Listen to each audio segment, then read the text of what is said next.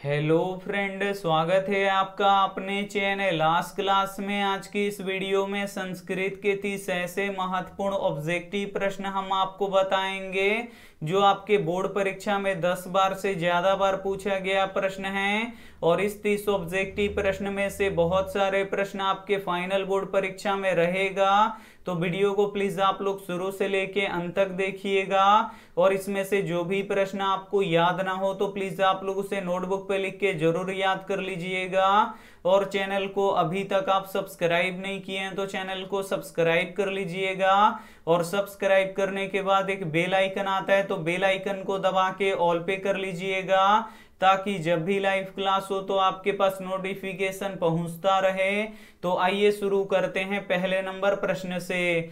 तो पहला नंबर प्रश्न है कि स्वामी दयानंद मूर्ति पूजा के थे। ए ऑप्शन है समर्थक, बी ऑप्शन है विरोधी, सी ऑप्शन है दोनों, डी ऑप्शन है इनमें से कोई नहीं। तो यहाँ पे आपको बताना है कि स्वामी दयानंद मूर्ति पूजा के थे तो मूर्ति पूजा के विरोधी थे। यहाँ पे बी ऑप्शन बिल्कुल ही सही हो जाएगा। आइए देखते हैं अगला प्रश्न। दो नंबर प्रश्न है कि धन किसे देना चाहिए। ए ऑप्शन है निर्धन को, बी ऑप्शन है धनवान को, सी ऑप्शन है राजा को, डी ऑप्शन है बालक को। तो यहाँ पे आपको बताना है कि धन किसे देना चाहिए। तो धन निर्धन को देना चाहिए, जिसके पास धन न हो उसे धन देना चाहिए। यहाँ पे ए ऑप्शन बिल्कुल ही सही हो जाएगा। ये देखते हैं अगला प्रश्न। तीन नंबर प्रश्न है कि महान से भी महान कौन है। ए ऑप्शन है आत्मा, बी ऑप्शन है देवता, सी ऑप्शन है ऋषि, डी ऑप्शन है दानव। तो यहाँ पे आपको बताना है कि महान से भी महान कौन है। तो महान से भी महान आत्मा है, इसे आपको याद रखना है। यहाँ पे ए ऑप्शन बिल्कुल ही सही हो जाएगा। ये देखते हैं अगला प्रश्न। चार नंबर प्रश्न है कि किस पुरुष को मृत्यु आने की जानकारी हो जाती है। ए ऑप्शन है साधक को, बी ऑप्शन है असाधक को, सी ऑप्शन है मूर्ख को, डी ऑप्शन है राजा को। तो यहाँ पे आपको बताना है कि किस पुरुष को मृत्यु आने की जानकारी हो जाती है। तो साधक पुरुष को मृत्यु आने की जानकारी हो जाती है। यहाँ पे ए ऑप्शन बिल्कुल ही सही हो जाएगा। ये देखते हैं अगला प्रश्न। पांच नंबर प्रश्न है कि भारतीय संस्कृति का परिचय किससे होता है। ए ऑप्शन है आचरण से, बी ऑप्शन है संस्कार से, सी ऑप्शन है व्यवहार से, डी ऑप्शन है इनमें से कोई नहीं। तो यहाँ पे आपको बताना है कि भारतीय संस्कृति का परिचय किससे होता है। तो संस्कारों से होता है, इसे आपको याद रखना है। यहाँ पे बी ऑप्शन बिल्कुल ही सही हो जाएगा। काफी महत्वपूर्ण 30 ऑब्जेक्टिव प्रश्न बताएंगे और इस 30 ऑब्जेक्टिव प्रश्न में से बहुत सारे प्रश्न आपके फाइनल बोर्ड परीक्षा में रहेगा। तो वीडियो को प्लीज आप लोग शुरू से लेके अंत तक देखिएगा। और वीडियो को अभी तक आप लाइक नहीं किए हैं तो प्लीज आप लोग वीडियो को लाइक भी कर दीजिएगा। आइए देखते हैं अगला प्रश्न। 6 नंबर प्रश्न है कि सत्य का मुंह किस पात्र से ढका हुआ है। ए ऑप्शन है हिरण्मय पात्र से, बी ऑप्शन है रजतमय पात्र से, सी ऑप्शन है ताम्रमय पात्र से, डी ऑप्शन है इनमें से कोई नहीं। तो यहाँ पे आपको बताना है कि सत्य का मुंह किस पात्र से ढका हुआ है। तो सत्य का मुंह हिरण्मय पात्र से ढका हुआ है, इसे आपको याद रखना है। यहाँ पे ए ऑप्शन बिल्कुल ही सही हो जाएगा। ये देखते हैं अगला प्रश्न। 7 नंबर प्रश्न है कि प्राचीन काल में शिष्यों को क्या कहा जाता था। ए ऑप्शन है छात्र, बी ऑप्शन है ब्रह्मचारी, सी ऑप्शन है धनुधारी, डी ऑप्शन है अंतेवासी। तो यहाँ पे आपको बताना है कि प्राचीन काल में शिष्यों को क्या कहा जाता था। तो ब्रह्मचारी कहा जाता था, इसे आपको याद रखना है।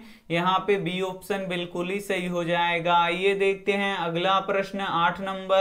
8 नंबर प्रश्न है कि पटना का इतिहास कितना वर्ष पुराना है। ए ऑप्शन है 2500 वर्ष पुराना, बी ऑप्शन है 2000 वर्ष पुराना, सी ऑप्शन है 1500 वर्ष पुराना, डी ऑप्शन है 1000 वर्ष पुराना। तो यहाँ पे आपको बताना है कि पटना का इतिहास कितना वर्ष पुराना है।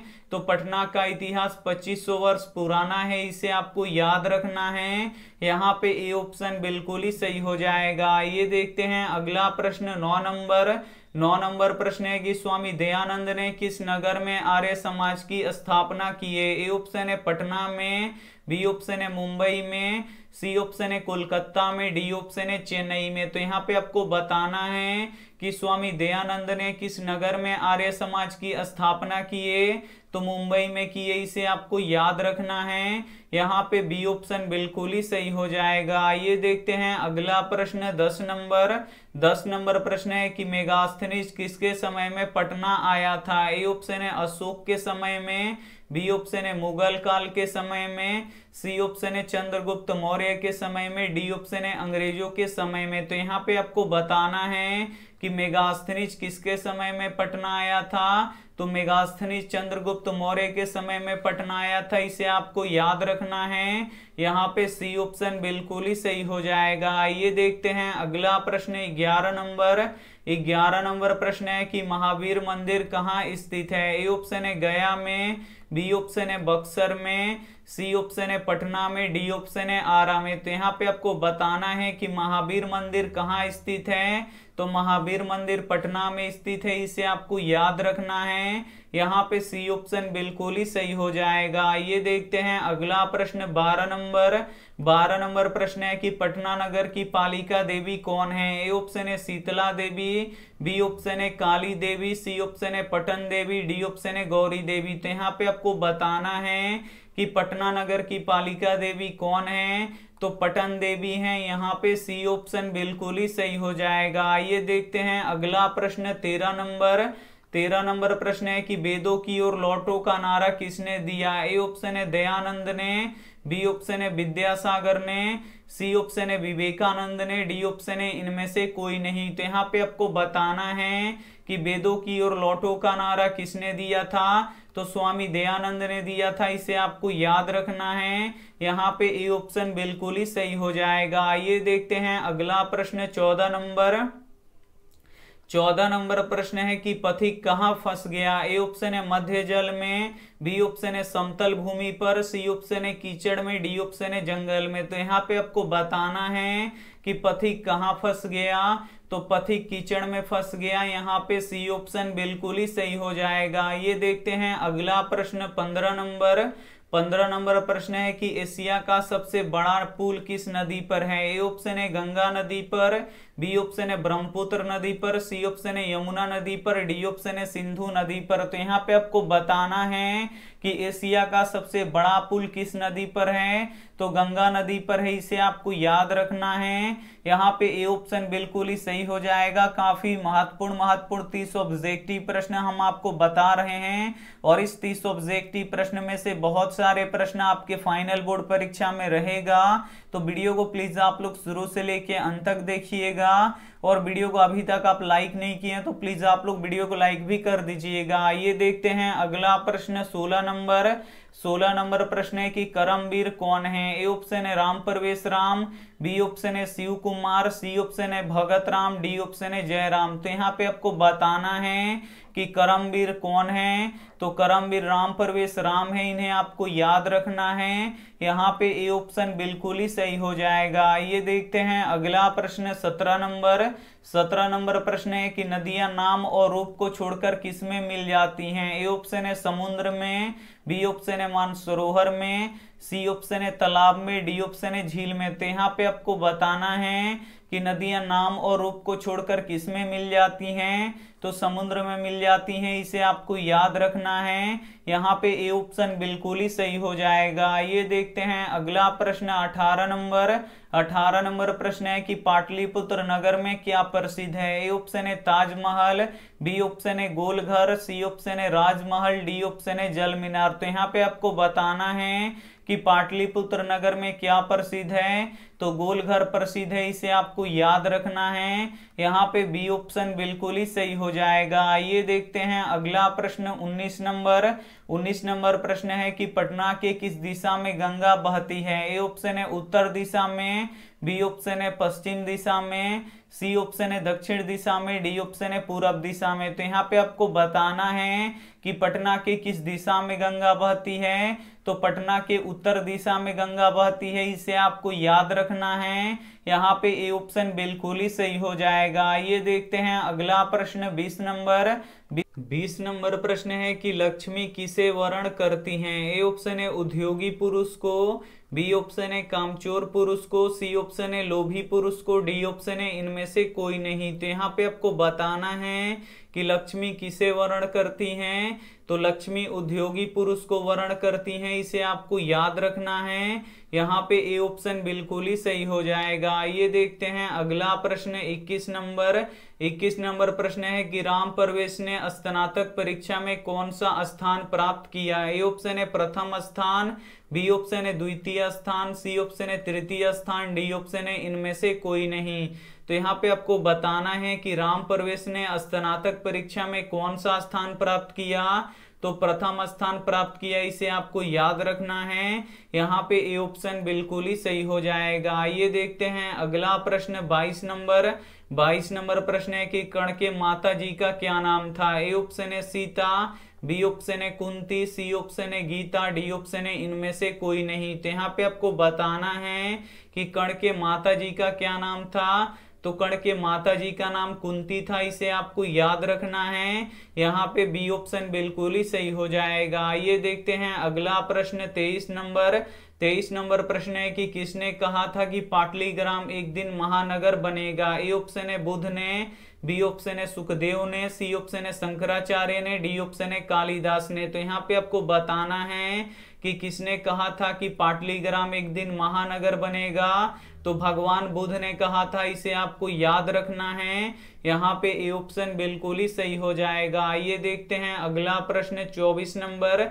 24 नंबर प्रश्न है कि कर्ण कहाँ के राजा थे। ए ऑप्शन है रंग देश के, बी ऑप्शन है यंग देश के, सी ऑप्शन है अंग देश के, डी ऑप्शन है बंग देश के। तो यहाँ पे आपको बताना है कि कर्ण कहाँ के राजा थे, तो जो कर्ण थे ये अंग देश के राजा थे, इसे आपको याद रखना है। यहाँ पे सी ऑप्शन बिल्कुल ही सही हो जाएगा। आइए देखते हैं अगला प्रश्न 25 नंबर। 25 नंबर प्रश्न है कि छात्रों के लिए सबसे बड़ी तपस्या क्या है। ए ऑप्शन है अध्ययन, बी ऑप्शन है धनार्जन, सी ऑप्शन है नौकरी की प्राप्ति, डी ऑप्शन है इनमें से कोई नहीं। तो यहाँ पे आपको बताना है कि छात्रों के लिए सबसे बड़ी तपस्या क्या है, तो अध्ययन है, इसे आपको याद रखना है। यहाँ पे ए ऑप्शन बिल्कुल ही सही हो जाएगा। आइए देखते हैं अगला प्रश्न 26 नंबर। 26 नंबर प्रश्न है कि धर्म की रक्षा किससे होती है। ए ऑप्शन है सत्य से, बी ऑप्शन है असत्य से, सी ऑप्शन है वृत्ति से, डी ऑप्शन है इनमें से कोई नहीं। तो यहाँ पे आपको बताना है कि धर्म की रक्षा किससे होती है, तो धर्म की रक्षा सत्य से होती है, इसे आपको याद रखना है। यहाँ पे ए ऑप्शन बिल्कुल ही सही हो जाएगा। ये देखते हैं अगला प्रश्न 27 नंबर।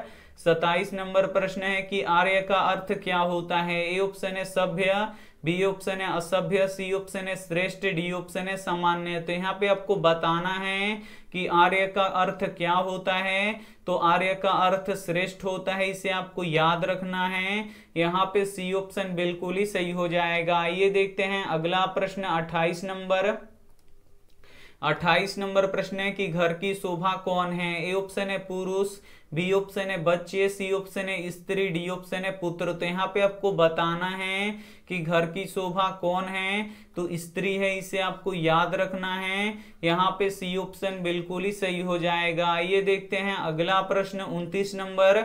29 नंबर प्रश्न है कि नीतिकार आलस को क्या मानते हैं। ए ऑप्शन है शत्रु, बी ऑप्शन है आचार्य, सी ऑप्शन है मित्र, डी ऑप्शन है सहयोगी। तो यहाँ पे आपको बताना है कि नीतिकार आलस को क्या मानते हैं, तो शत्रु मानते हैं, इसे आपको याद रखना है। यहाँ पे ए ऑप्शन बिल्कुल ही सही हो जाएगा। ये देखते हैं अंतिम प्रश्न 30 नंबर। 30 नंबर प्रश्न है कि समय समाप्त हो जाने पर क्या नष्ट हो जाती है। ए ऑप्शन है आयु, बी ऑप्शन है विद्या, सी ऑप्शन है धन, डी ऑप्शन है दान। तो यहाँ पे आपको बताना है कि समय समाप्त हो जाने पर क्या नष्ट हो जाता है, तो विद्या नष्ट हो जाता है, इसे आपको याद रखना है। यहाँ पे बी ऑप्शन बिल्कुल ही सही हो जाएगा। काफी महत्वपूर्ण 30 ऑब्जेक्टिव प्रश्न हम आपको बता चुके हैं, और इस 30 ऑब्जेक्टिव प्रश्न में से बहुत सारे प्रश्न आपके फाइनल बोर्ड परीक्षा में रहेगा। तो अगर आप लोग वीडियो को बीच से देख रहे हैं तो फिर से एक बार शुरू से आप लोग वीडियो को जरूर देख लीजिएगा। और ये रहा आपके लिए होमवर्क प्रश्न, इसका जवाब आपको कमेंट बॉक्स में देना है कि अंगराज किसे कहा गया है। ए ऑप्शन है अर्जुन को, बी ऑप्शन है कर्ण को, सी ऑप्शन है कृष्णा जी को, डी ऑप्शन है यहाँ पे इंद्र को। तो यहाँ पे आपको बताना है कि अंगराज किसे कहा गया है। तो इसमें से जो भी ऑप्शन आपको सही लगे वो आप हमें कमेंट करके जरूर बताइए। वीडियो को लाइक नहीं किए तो वीडियो को लाइक कीजिएगा, अपने दोस्तों के पास इस वीडियो को जरूर शेयर कीजिएगा, और चैनल को अभी तक आप सब्सक्राइब नहीं किए हैं तो चैनल को सब्सक्राइब करके साथ में बेल आइकन को ऑल पे दबा लीजिएगा, ताकि जब भी लाइव क्लास हो तो आपके पास नोटिफिकेशन पहुंचता रहे। थैंक यू फॉर वॉचिंग, मिलते हैं अगली वीडियो में, तब तक अपना ध्यान रखिए, मन लगा के पढ़ाई कीजिए। Take care and bye.